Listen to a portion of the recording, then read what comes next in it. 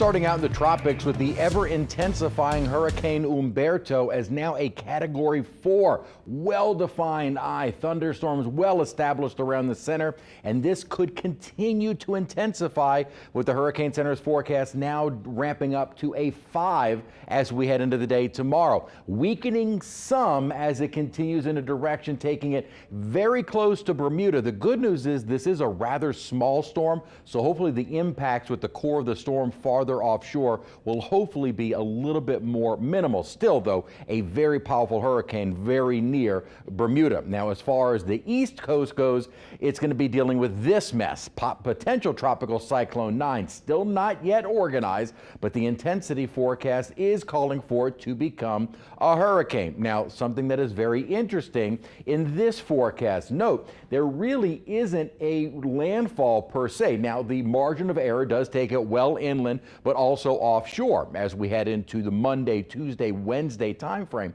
because this is a new run of the ensemble models that the Hurricane Center uses for their forecast. And what you see are a few more of those model members actually not making landfall, kind of stalling near the coast and then eventually moving farther to the east, which would be great news. However, there are still some that kind of sit it and then don't move inland until maybe toward the end of the week.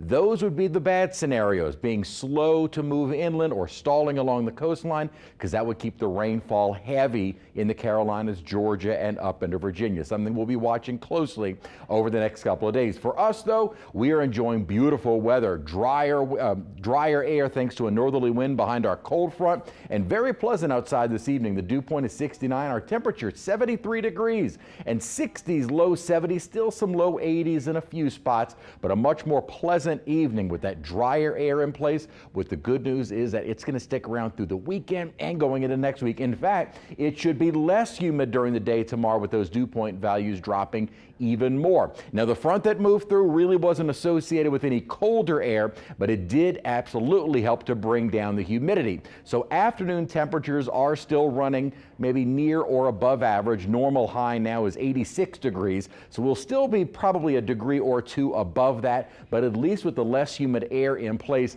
it feels like the temperature is, so no heat index to speak of. High temperatures through the weekend, again, mid-upper 80s, may start to see a few more lower 90s by the middle of next week before those temperatures start coming back down again toward the end of the week.